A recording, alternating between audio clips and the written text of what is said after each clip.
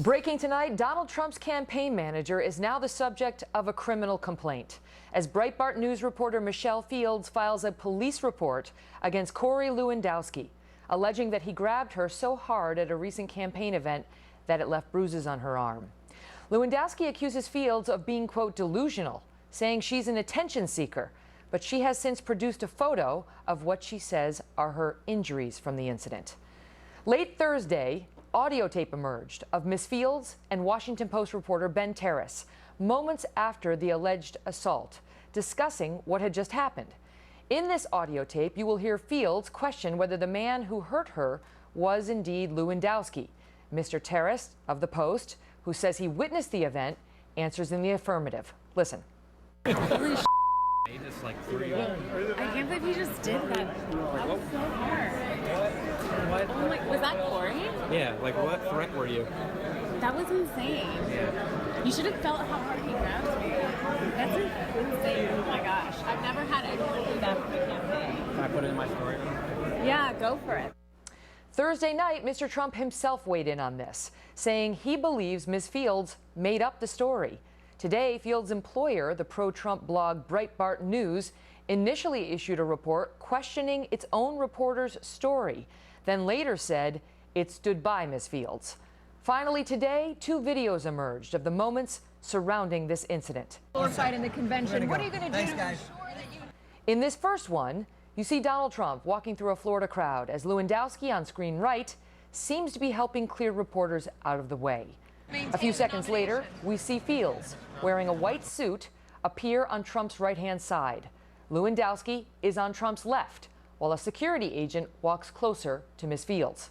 Fields follows Trump as he keeps walking, and you can see that at some point, her arm appears to be pulled back by a hand that may or may not be attached to the shoulder you can see here on screen right. Fields says that shoulder belonged to Lewandowski. Fields disappears from view, seemingly unsteady.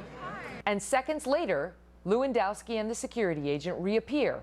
Lewandowski still on Trump's left, the security agent still on Trump's right.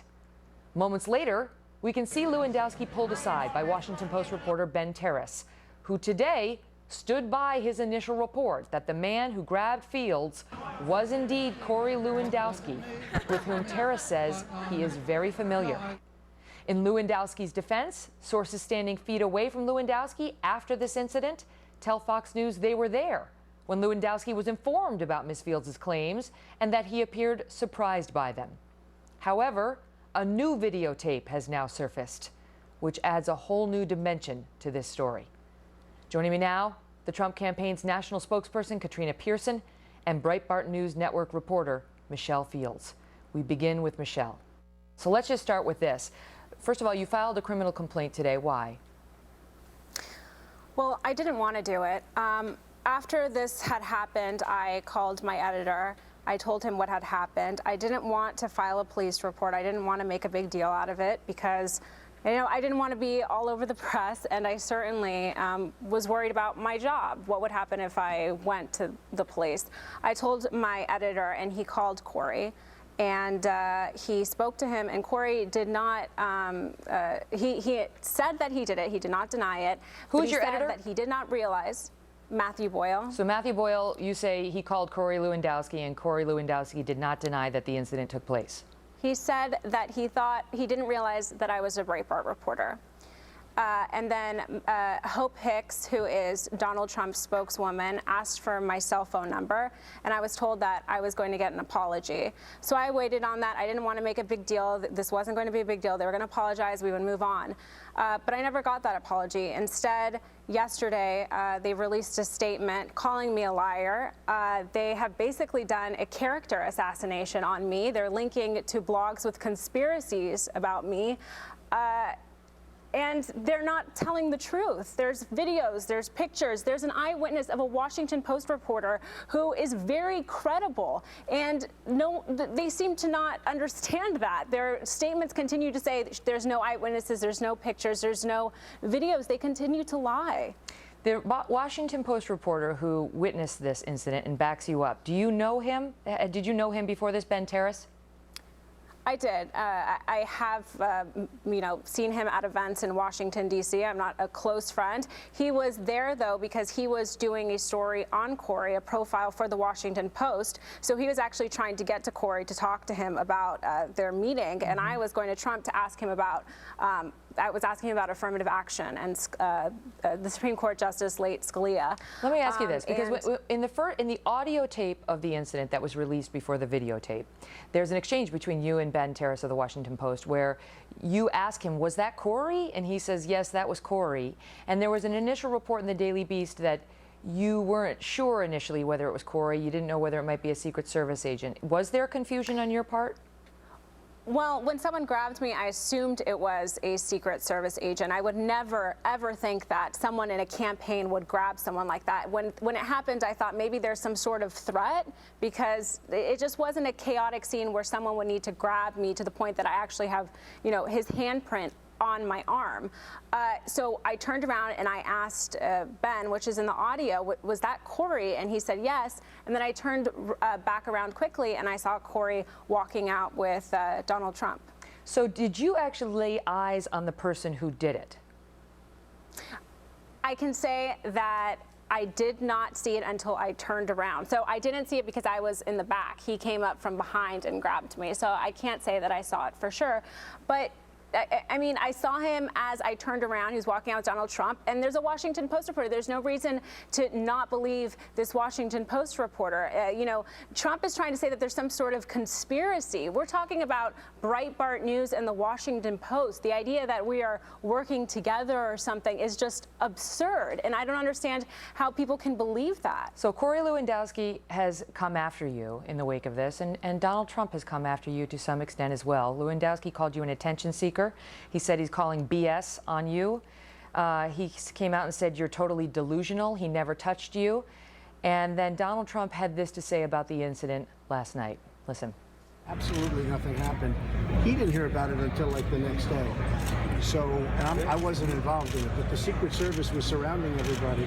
They said nothing happened. Everybody said nothing happened. Perhaps he made the story up. I think that's what happened. Okay? Your reaction to hearing the frontrunner for the GOP nomination say that?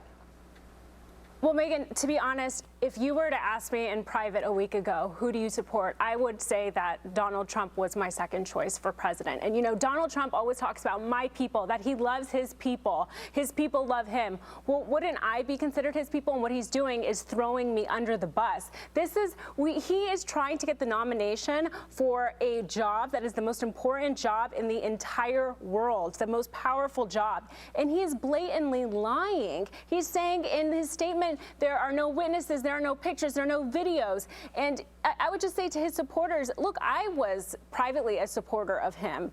And look what he's doing to me. I want to ask Donald Trump. I want to ask you, in the wake of the allegations, and Lewandowski has come after you, the campaign has come after you, saying we leave it to others to decide whether this is part of a larger pattern of exaggerating incidents. And then they go on to suggest that on multiple occasions you have become part of the news story as opposed to reporting it. Recall, she also claimed to have been beaten by a New York City police officer with a baton. You were involved in an Occupy Wall Street story where the pictures show that you did find yourself on the wrong end of the police. But I want to ask you, in light of the statements that they've made against you, Michelle, the tape that was just released today, and I just want to walk the viewers through it. Let's just show it. And what I want to call put it on full screen so they're not looking at me and Michelle. Okay, now watch. So walk on the opposite side of this white light. Watch what happens. There. That's Corey, and we've spot shadowed it in a still shot where you can see the man in the video is Corey Lewandowski, and it appears to be your left arm. Right here, we spot shadowed it, and your left arm is the one with the bruises. And I ask you, in the wake of what we've seen with them dismissing you as this crazed attention seeker who just wants to be at the center of the story, how it makes you feel. Well, it feels awful. This has to be, aside from my father's death, the worst experience I've gone through. The hate that I have received, the emails, messages, I'm sure, Megan, you can understand and sympathize with some of the stuff that I've received, but it's been awful. How do you feel Breitbart has treated you, Michelle? You know, there have been some, Ben Shapiro has been amazing. He's our editor at large. He's been really good. But the editors themselves have come out and cast doubt on your story, coming out and saying it was unlikely Lewandowski was the person who caused your injuries. I don't have anything to say. I think the facts show that this happened, and it's a shame that, you know, my bosses have decided to come out against the facts. Kurt Bardella, who's the PR person for Breitbart, we just received news, has resigned in the wake of this incident.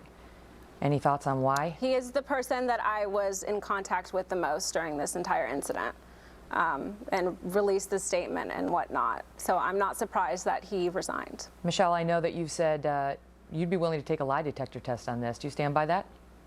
Of course. Unbelievable that it's come to this. It's great to see you. Thank you for being here.